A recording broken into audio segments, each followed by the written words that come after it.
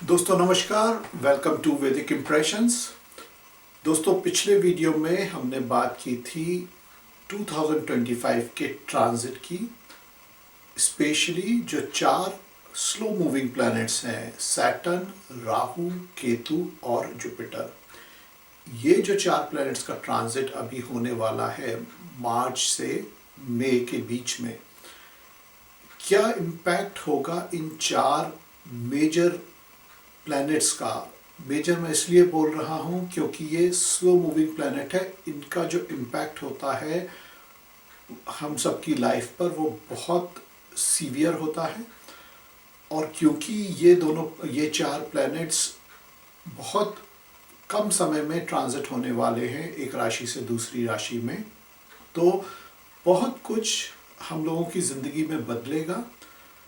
उसी सिलसिले में पहला वीडियो जो मैंने बनाया था उसमें बात की थी कि ये प्लैनेट्स कब कौन सी राशि से मूव करने वाले हैं, किस राशि में जाएंगे, और फिर कवर किया था मेष राशि से कर्क राशि तक के 4 लगन या मून राशि वालों के लिए इन ट्रांजिट्स का क्या इम्पैक्ट होगा।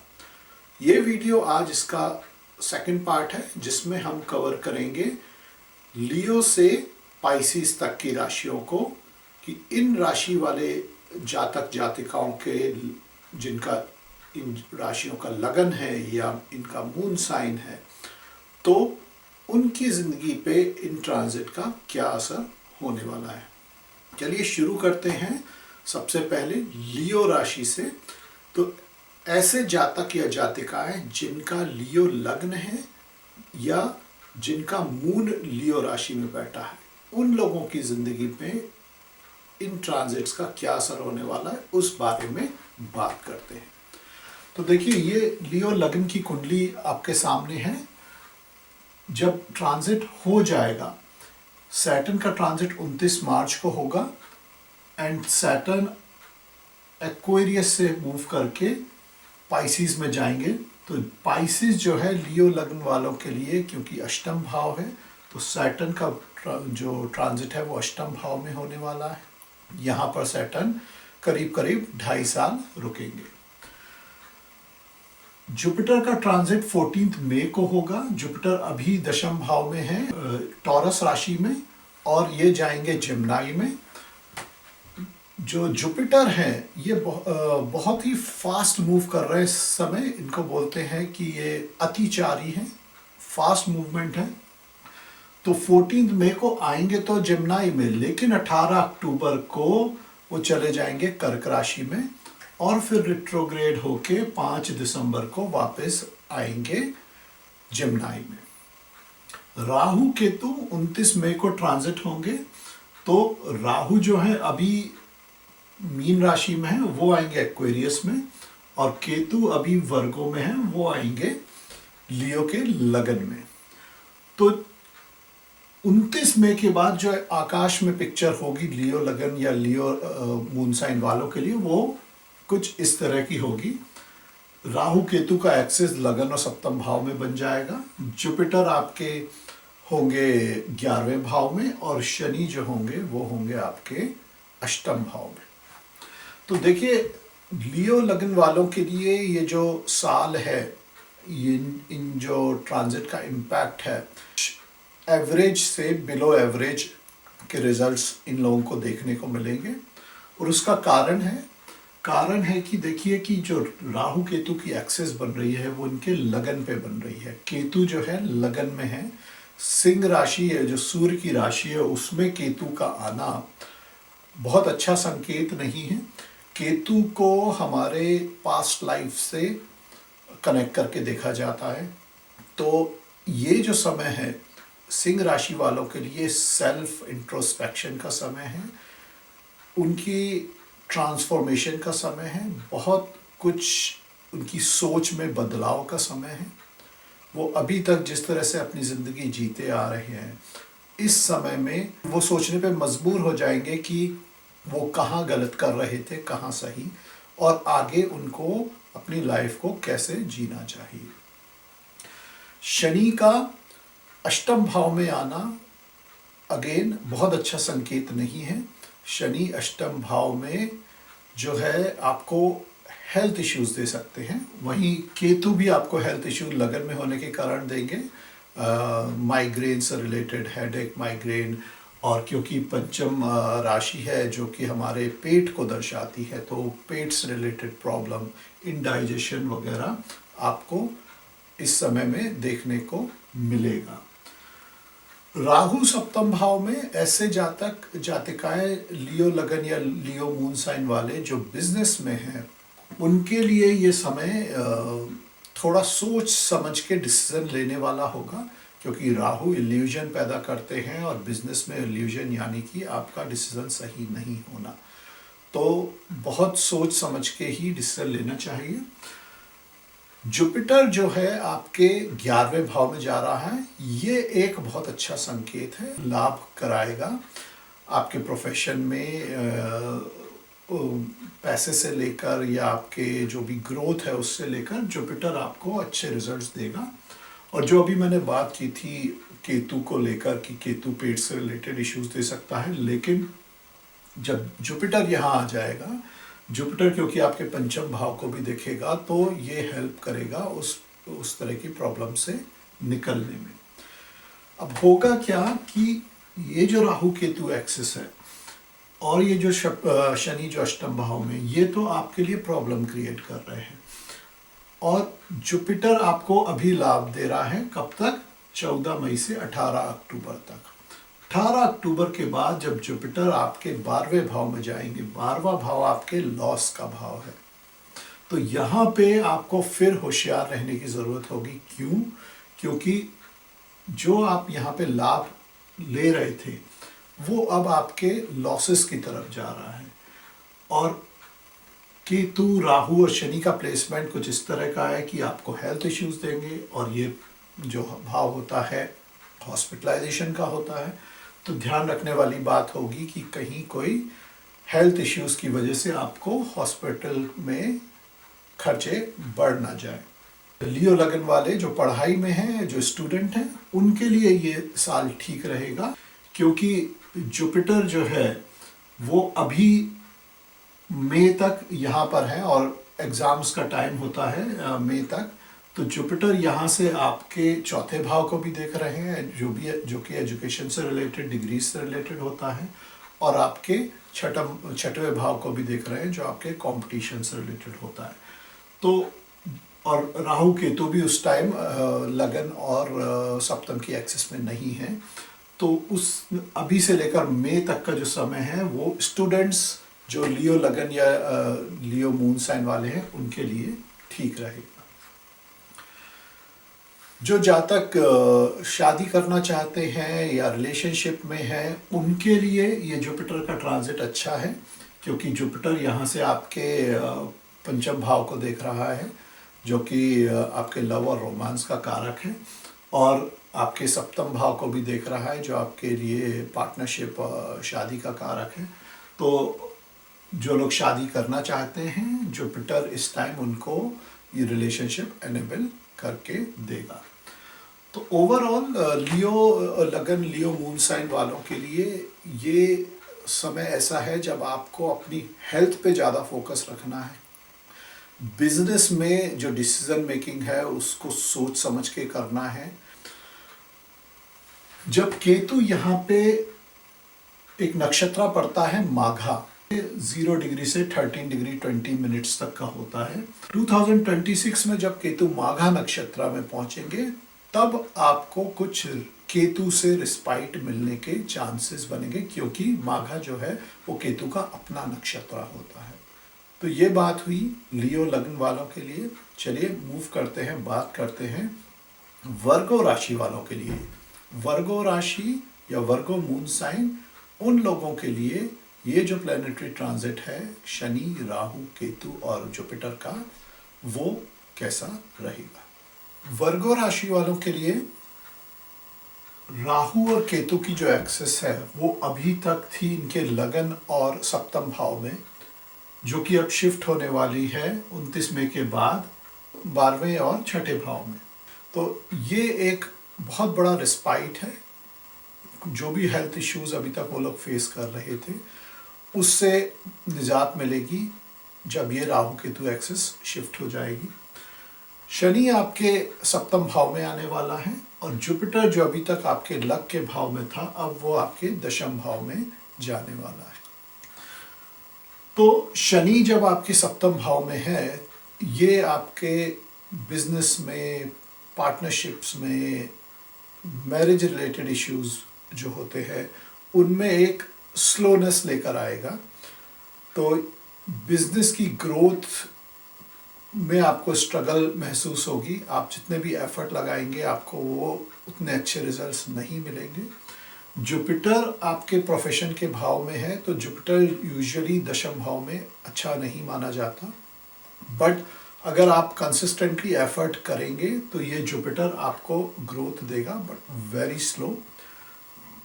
जुपिटर जब 18 अक्टूबर को आपके 11वें भाव में जाएगा, तो 18 अक्टूबर से 5 दिसंबर के बीच में जब ये जुपिटर एग्जॉल्टेड होगा आपके 11वें भाव में, उस समय आप उम्मीद कर सकते हैं कि आपको अच्छी ग्रोथ मिलेगी।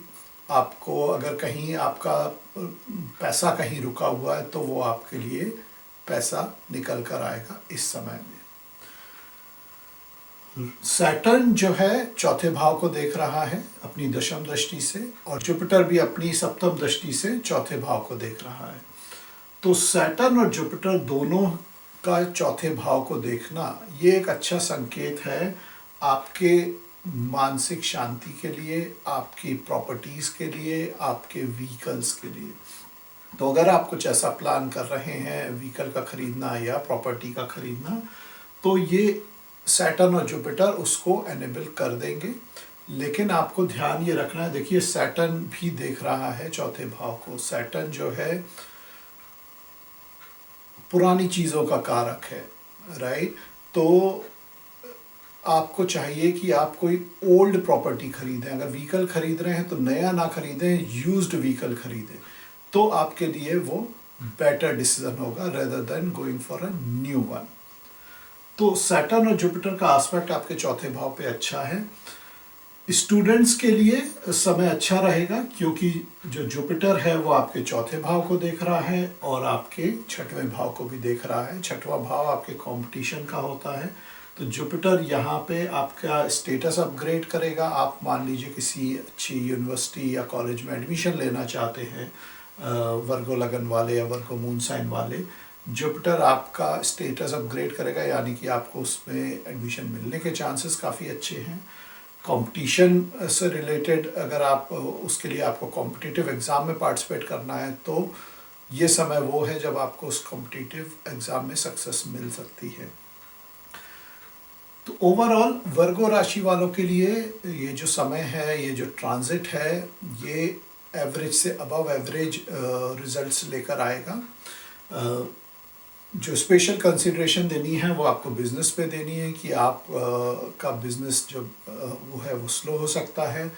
शादी को लेकर अगर आप प्लानिंग कर रहे थे तो अब शनि आपके सप्तम भाव में आ गया है, तो ये आपको जो डिसीजन होगा वो थोड़ा डिले हो जाएगा। बट शनि शादी को रोकता नहीं है, डिले कर सकता है, बट शनि के इस ट्रांजिट के समय में शादी भी हो सकती है। राहु जो आपके छठवें भाव में है, तो ये राहु आपको हेल्थ से रिलेटेड आपको कुछ इल्यूजन दे सकता है, या कोई इस समय में ऐसी बीमारी पकड़ में आएगी जिसका आपको इलाज इतनी जल्दी नहीं मिलेगा। आप डॉक्टर्स के चक्कर लगाएंगे लेकिन डॉक्टर्स आपको सही इलाज नहीं दे पाएंगे। जब राहु यहाँ से 1.5 साल बाद शिफ्ट होगा, उसके बाद ही आपको सही डॉक्टर मिलेगा, सही इलाज मिल पाएगा। तो थोड़ा पेशेंस रखने की ज़रूरत है। आइए बात करते हैं अगली राशि की, जो कि है तुला यानी कि लिब्रा। तो लिब्रा मून साइन या लिब्रा लगन वालों के लिए ये प्लैनेटरी ट्रांजिट जो है सैटर्न, राहु, केतु और जुपिटर का, वो कैसा रहेगा उस बारे में बात करते हैं। लिब्रा राशि वालों के लिए ये साल काफ़ी अच्छा जाने वाला है, और उसका रीज़न है सैटर्न आपके छठवें भाव में ट्रांजिट होने वाला है मार्च में। जुपिटर जो है वो आपके लक के भाव में जाने वाला है, यानी कि नवम भाव में। तो ये जो दो प्लैनेट्स हैं, क्योंकि ये छठवां भाव उपचय भाव होता है। सैटर्न का लगन से या मून से छठवां जाना काफ़ी अच्छा माना जाता है आपकी ग्रोथ, आपकी प्रोग्रेस के लिए। जुपिटर यहाँ पे नवम भाव में बैठ के आपके लगन को देखेगा, आपके पंचम को देखेगा और खुद नवम भाव में है। तो ये जो जुपिटर है ये आपकी ओवरऑल ग्रोथ, क्योंकि वो लगन को देख रहा है, उसके लिए काफ़ी अच्छा माना जाएगा। सैटर्न और जुपिटर के जो प्लेसमेंट है वो बहुत अच्छे हैं, आपकी हेल्थ के लिए भी अच्छे रहेंगे, आपके ओवरऑल प्रोग्रेस के लिए भी अच्छे रहेंगे। अगर आप जॉब चेंज करने का सोच रहे हैं तो यही समय है कि आपको जो जुपिटर का सपोर्ट मिलने वाला है या जो सैटर्न का सपोर्ट मिलने वाला है, ये आपके जो जॉब चेंज करना या प्रोजेक्ट चेंज करने का जो टाइमिंग है वो बेस्ट टाइम है। फाइनेंसेस में अभी थोड़ा सा स्पेकुलेशन रहेगा, क्योंकि राहु जो आपके पंचम भाव में है वो स्पेकुलेशन लेकर आ रहा है। केतु आपके 11वें भाव में है, केतु आपके 11वें भाव में आ जाएगा, तो यहाँ पे कुछ प्रॉब्लम्स क्रिएट कर सकता है। अगर फॉरेन लैंड से कनेक्टेड आपकी इनकम है तो राहु केतु की एक्सेस उसमें आपको फ़ायदा डेफिनेटली देगी, बट अदरवाइज फाइनेंसेस में आपका अप एंड डाउन चलेगा इस पूरे साल। In general health wise Libra लगन, लिब्रा मून साइन वालों के लिए समय अच्छा रहेगा। एजुकेशन के लिए जो स्टूडेंट्स हैं लिब्रा साइन वाले, उनके लिए भी ये समय ठीक रहेगा। राहु यहाँ पे आपको कुछ उस तरह की स्टडीज़ जो कि ट्रांसफॉर्मेशनल से रिलेटेड है, डिजिटल एरिया से रिलेटेड है, उस तरह की स्टडीज़ में काफ़ी सक्सेस दे सकता है। फॉर स्कॉर्पियो लगना और स्कॉर्पियो मून साइन वालों के लिए ये जो ट्रांजिट है इसमें राहु केतु एक्सेस उनके चौथे और दशम भाव पे आ रही है। शनि जो है वो चौथे भाव से पांचवें भाव में जाएंगे और जुपिटर जो है वो सप्तम भाव से अष्टम में जाएंगे। तो देखिए राहु केतु एक्सिस का आपके चौथे भाव और आपके दशम भाव में आना कैरियर के पर्सपेक्टिव से बहुत अच्छा नहीं माना जाएगा। इसको कैरियर में जो इनकन्सिस्टेंसीज लेकर आता है, या ये कह लीजिए कि जो अभी तक आपने अच्छा समय देखा पिछले 1 सवा साल में, अब वही कंटिन्यू होगा। डोंट एक्सपेक्ट कि ये आपको इस साल में कुछ और ग्रोथ देगा। तो आपको इस बात से सेटिस्फाई रहना चाहिए कि जो आपने अभी तक ग्रोथ देखी है वो आपके लिए कंटिन्यू होगी, बट एक्सेप्शनल ग्रोथ इस साल में तो नहीं मिलेगी।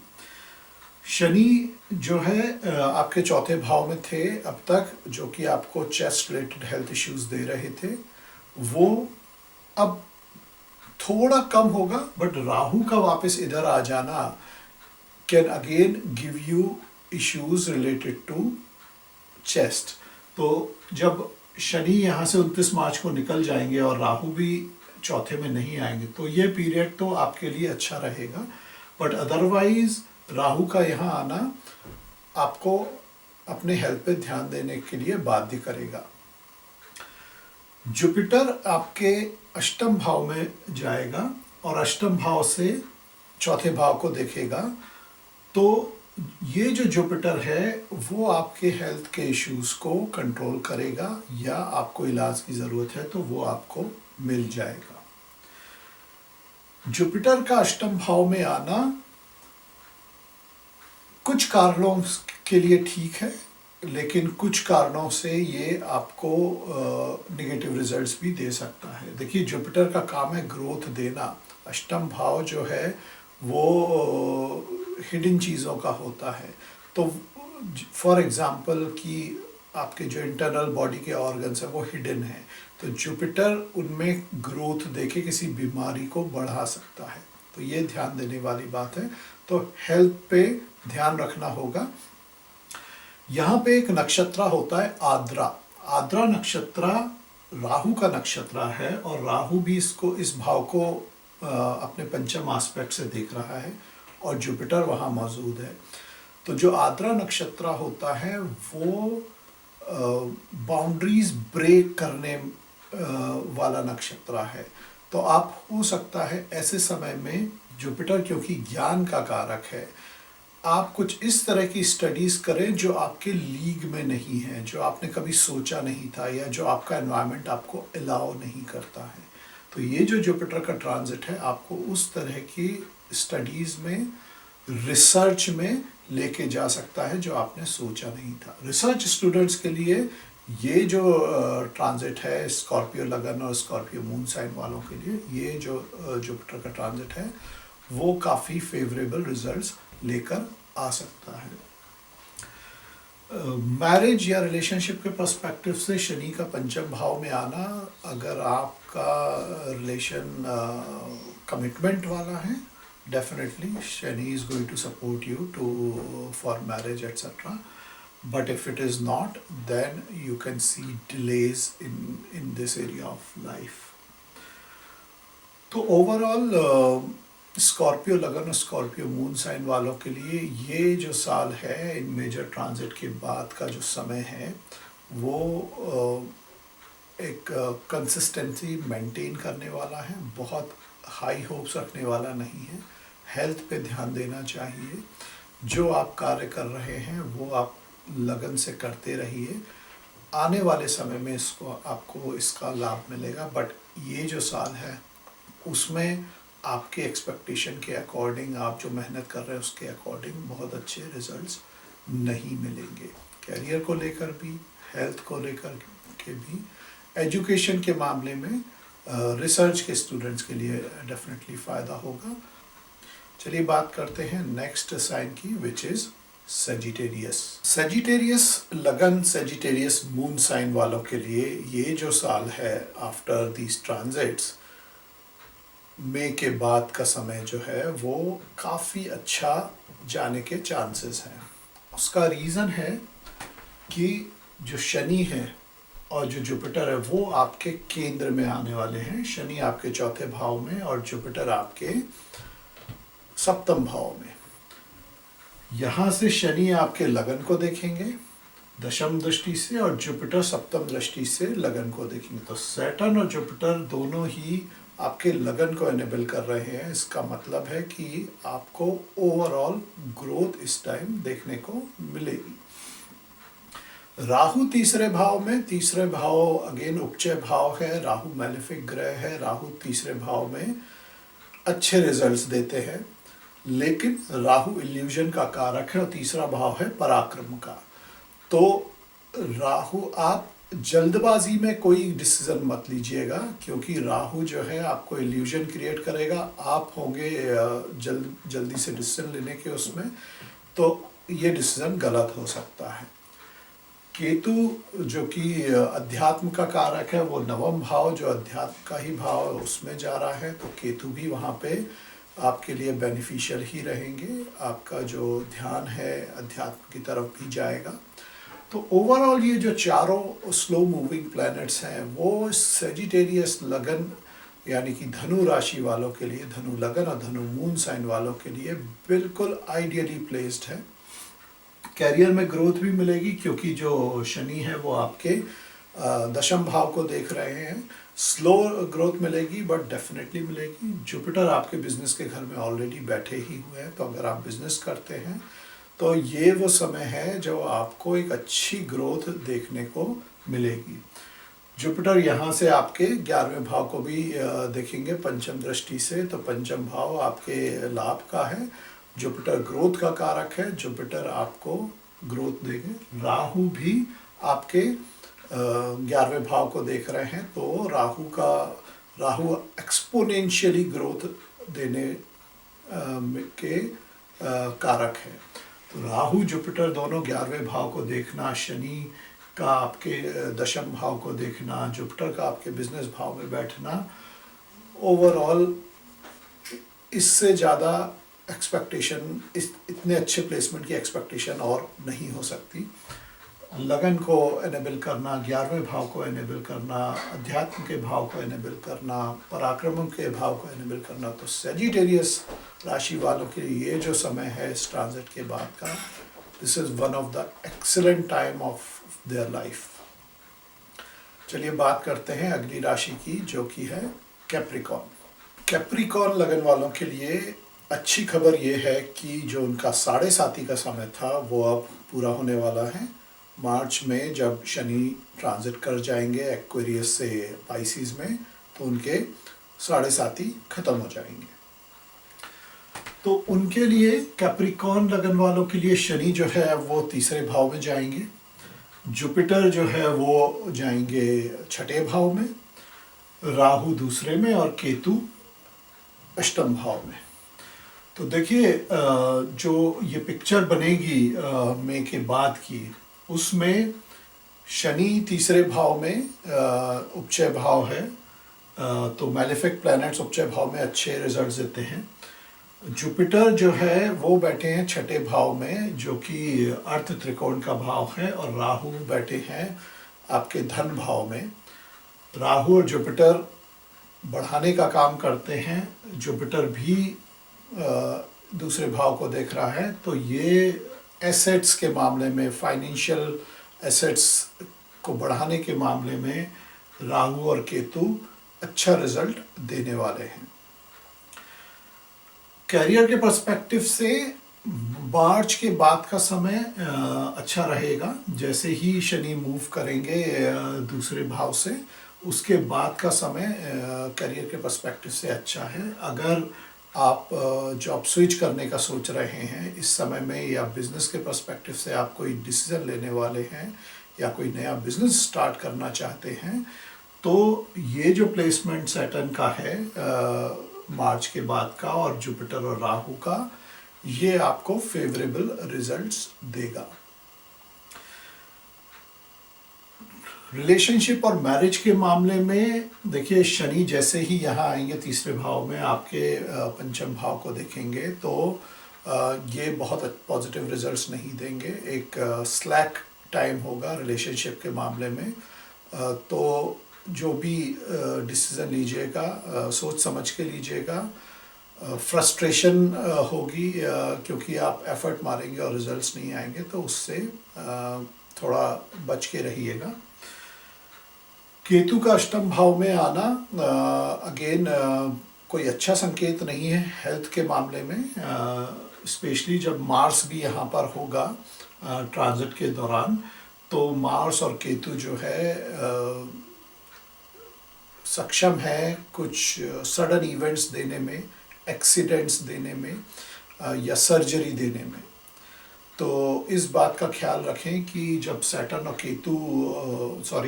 जब केतु अष्टम भाव में आ जाते हैं आपका मई के बाद, तो ये एक हेल्थ के पर्सपेक्टिव से अच्छा संकेत नहीं है। अपनी हेल्थ पर खास ध्यान रखें। अगर आप व्हीकल खुद ड्राइव करते हैं तो बहुत कॉशियसली ड्राइव कीजिएगा, क्योंकि मार्स का इन्फ्लुएंस भी यहाँ आने वाला है।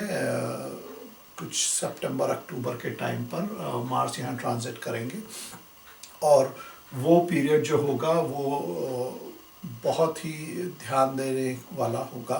बहुत कॉशियस रहना होगा अपनी हेल्थ को लेकर। अपने सडन इवेंट्स ना हो उसका खास ख्याल रखना होगा। जो भी प्रिकॉशंस आप ले सकते हैं आपको लेने चाहिए। फाइनेंस के मामले में मैंने बोल ही दिया कि फाइनेंस के मामले में इस साल अच्छा रहेगा ये ट्रांजिट के बाद। कैरियर के मामले में भी अच्छा रहेगा। जो आपको ध्यान देने वाली बात है वो एक हेल्थ ही है। मैरिज के मामले में, रिलेशनशिप के मामले में आपको सावधानी बरतनी होगी, आपको धैर्य रखना होगा, क्योंकि ये समय जो है बहुत फ्रूटफुल रिजल्ट लेकर नहीं आएगा। आपसे एफर्ट, शनि जो है पराक्रम भाव में है, शनि स्लो मूविंग प्लैनेट है, आपको फ्रस्ट्रेशन देंगे, आपसे मेहनत बहुत कराएंगे, बट साथ साथ आपको अच्छे रिजल्ट्स भी देंगे।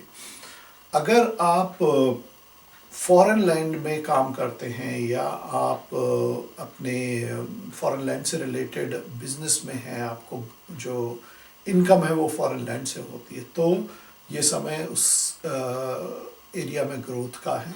तो अगर इस तरह का कोई आपके सर्कमस्टेंसेस हैं तो डेफिनेटली आपको और अच्छी ग्रोथ मिल सकती है, पैसे को लेकर भी और कैरियर को लेकर भी।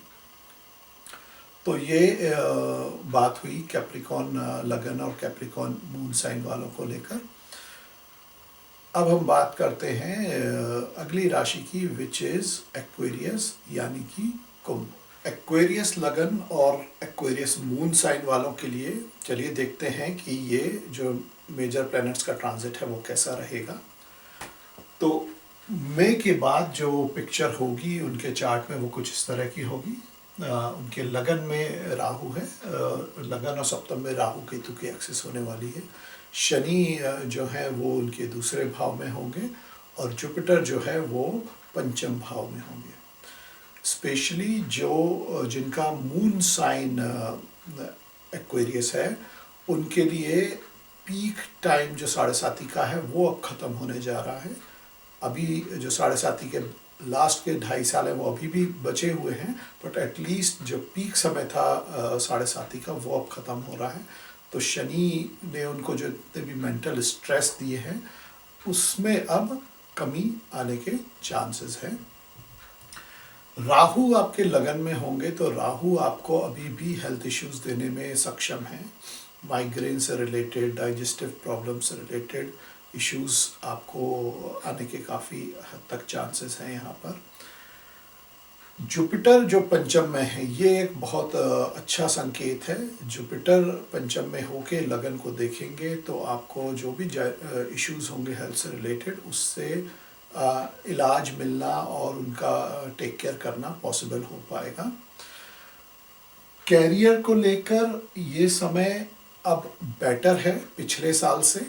पिछले साल में जहां आपने कम ग्रोथ देखी है, अब जो शनि जब आपके दूसरे भाव में जाएंगे और 11वें भाव को आस्पेक्ट करेंगे, जुपिटर आपके पंचम भाव से बैठ के 11वें भाव को आस्पेक्ट करेंगे, तो ये जो आपकी डिज़ायर्स हैं, आपकी जो लाभ यानी कि पैसे की ग्रोथ है वो अब आपको स्लोली देखने को मिलेगी। देखिए सैटर्न और जुपिटर दोनों स्लो मूविंग प्लैनेट है, दोनों आस्पेक्ट कर रहे हैं, तो स्लो मूवमेंट होगा but definitely it is going in the upward direction.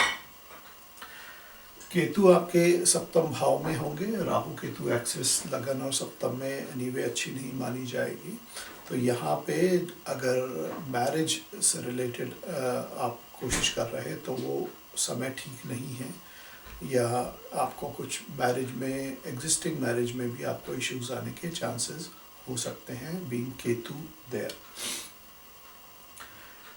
अगर आप कुछ इस तरह के बिजनेस में हैं जैसे कि स्टॉक्स ट्रेडिंग, राइट, जहाँ स्पेकुलेशन होता है, उस समय उसके लिए ये समय बिल्कुल ठीक है। इस टाइम आप काफ़ी कुछ अर्न कर सकते हैं स्टॉक्स ट्रेडिंग से। या आप सोशल मीडिया से रिलेटेड वर्क में हैं, सोशल मीडिया का सहारा लेके आप अगर बिजनेस करते हैं तो उस एरिया में ये जो समय है वो काफ़ी अच्छा है, बहुत कुछ प्रोग्रेस देने वाला है। तो अपनी हेल्थ का ख्याल रखिए। बिजनेस में धीरे धीरे ग्रोथ होगी, ये इसके लिए तैयार रहिए, एकदम से एक्सपेक्ट मत कीजिए। सोशल मीडिया को यूज़ करके अपना बिजनेस करिए तो इस समय में आपको काफ़ी अच्छी ग्रोथ मिल सकती है। स्टूडेंट्स जो है पंचम भाव में जुपिटर जाने वाले हैं, तो स्टूडेंट्स के लिए अच्छी खबर है, उनको काफ़ी अच्छे रिजल्ट्स मिलेंगे इस समय में। स्पेशली जो कि क्रिएटिव फील्ड में है, आर्ट्स, म्यूज़िक और anything creative studies, Jupiter is going to help giving the growth in that area. So Aquarius in nutshell is still considered much better than the previous year. पिछले साल से काफ़ी better रहेगा ये साल उन लोगों के लिए, जॉब को लेके, प्रोफेशन को लेके, बिजनेस को लेके, मनी को लेकर, रिलेशनशिप को लेकर। रिलेशनशिप क्योंकि पंचम भाव से देखते हैं जुपिटर वहाँ पे, तो रिलेशनशिप के मामले में अच्छा है, लेकिन मैरिज के मामले में अच्छा नहीं माना जाएगा। So that is all about Aquarius sign. बात करते हैं पाइसेस यानी कि मीन राशि। तो मीन राशि वालों के लिए जो ट्रांजिट है मेजर प्लैनेट्स का, स्लो मूविंग प्लैनेट्स का, इसमें देखिए कि जो राहु केतु एक्सिस है वो 12वें और 6वें भाव में है।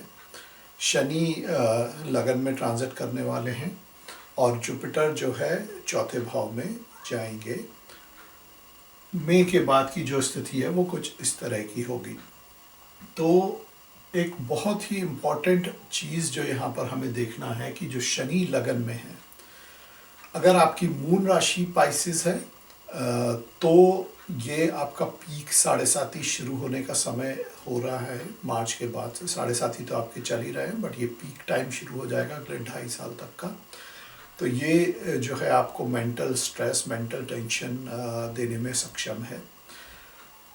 इम्पॉर्टेंट बात है कि जो केतु है वो आपके 6वें भाव में ट्रांजिट करने वाले हैं। तो देखिए, केतु को पास्ट लाइफ से कनेक्ट करके जो देखा जाता है, शनि भी कर्म के कारक हैं। आपको आपके कर्मों, पिछले लाइफ के कर्मों का भुगतान करवाते हैं, चाहे अच्छे हो चाहे बुरे हो।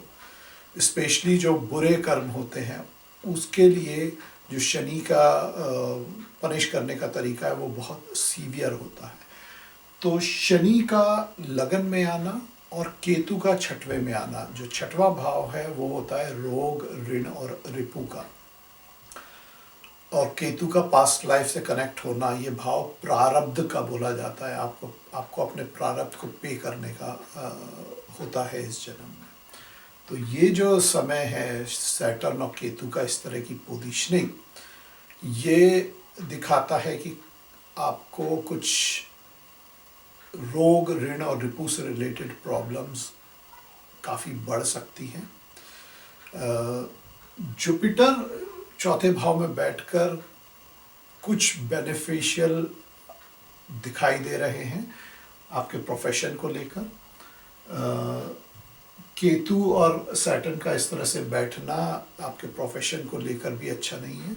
सैटर्न आपको लगन में बैठे हैं, आपको आलस दे सकते हैं। आलस के कारण आप अपना जो आपको कार्य करने हैं उसमें आप स्लो हो जाएंगे और आपको नेगेटिव रिजल्ट्स मिलने लगेंगे। तो अगर आप आलस फील कर रहे हैं पाइसेस लगन वाले, पाइसेस मून साइन वाले, तो थोड़ा सा एक्टिव होने की कोशिश कीजिए जिससे कि आपको शनि के फेवरेबल रिजल्ट्स मिले। All Shani wants is for you to be active. तो इस तरफ कार्य कीजिए। राहु जो 12वें भाव में है ये भी एक अच्छा संकेत नहीं होता है। देखिए, राहु जो 12वें भाव में है और जुपिटर जो चौथे भाव में है, ये मोक्ष त्रिकोण होता है। और राहु 12वें भाव में बैठ के आपको कुछ ऐसे कार्य करने में बाध्य कर सकते हैं जो कि इलीगल हो, जो कि अनएथिकल हो। तो उससे बचिएगा। अदरवाइज सैटर्न केतु बैठे हैं आपके लगन और 6ठे में राहु आपको अनएथिकल और इलीगल काम करने पे मजबूर कर रहा है। तो आप समझ सकते हैं आप किस तरह की परेशानी में पड़ सकते हैं। तो आपको क्या चाहिए, क्या है कि टोटली एथिकल रहिए। जो भी कार्य है वो सही ढंग से लीगल वे में कीजिए। कोई भी क्या बोलते हैं, शॉर्टकट अपनाने की कोशिश मत कीजिएगा। जुपिटर डेफिनेटली एक सही पोजीशन पे बैठे हैं जो आपको एक अच्छा ग्रोथ दे सकते हैं। अगर आप फॉरेन लैंड में हैं तो जुपिटर और राहु की पोजीशन उस मामले में ठीक है। तो फॉरेन लैंड में ग्रोथ का या फॉरेन कंपनी से बिजनेस करने के लिए ये समय ठीक रहेगा। स्टूडेंट्स के लिए ओवरऑल ओके है समय, बट अगेन सैटर्न लगन में जो है, क्योंकि आलस का कारक है, आपको पढ़ाई में भी आलस अगर आप करेंगे तो आपको सही रिजल्ट्स नहीं मिलेंगे। तो इस बात का ध्यान रखना है कि हमको सही कार्य करने हैं, एक्टिव रहना है। हेल्थ के मामले में ओवरऑल तो ठीक रहेगा। अष्टम भाव आपका बचा हुआ है तो वहाँ पे प्रॉब्लम नहीं दिखती है, बट सैटर्न और केतु की जो पोजीशनिंग है वो आपको डेफिनेटली डिजीज़ कुछ इस तरह की दे सकते हैं जिसका क्योर आपको बहुत इजीली अभी नहीं मिलेगा। तो इस बात का ध्यान रखिए। तो दोस्तों, ये था विश्लेषण 12 राशियों का स्लो मूविंग प्लैनेट की वजह से जो इम्पैक्ट है 2025 एंड बियॉन्ड उसको कैसे एनालाइज करना है, क्या क्या रिजल्ट्स होंगे इन 12 राशियों में। अगर आपका लगन है या आपका मून है, आपको देखना है दोनों ही, लगन से और मून दोनों से देखिए। अगर दोनों में ही सिमिलर रिजल्ट्स आपको मिल रहे हैं, पॉजिटिव या नेगेटिव, तो जो रिजल्ट्स है वो बहुत हद तक कंफर्म हो जाते हैं। अगर एक से नेगेटिव रिजल्ट्स मिल रहे हैं तो आप मानिए कि ये मिक्स रिजल्ट्स आपको देखने को मिलेंगे। इन चारों प्लैनेट्स, जो ये स्लो मूविंग प्लैनेट्स की हम बात कर रहे हैं, इनकी अगर आपकी महादशा और अंतरदशा चल रही है तो फिर आपके लिए वो रिजल्ट्स और सीवियर हो जाते हैं और स्पष्ट रूप में दिखाई देंगे। आशा करता हूँ आपको ये वीडियो पसंद आएगा।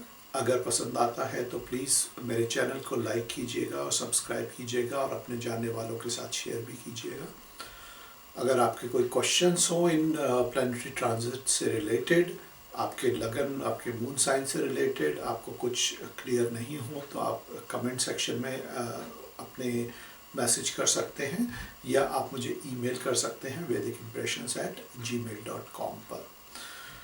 अगर आप ज्योतिष सीखना चाहते हैं तो आप मेरी वेबसाइट vedicimpressions.com पर भी जा सकते हैं, या आप कोई भी क्वेरी हो मुझे ईमेल करके भी पूछ सकते हैं।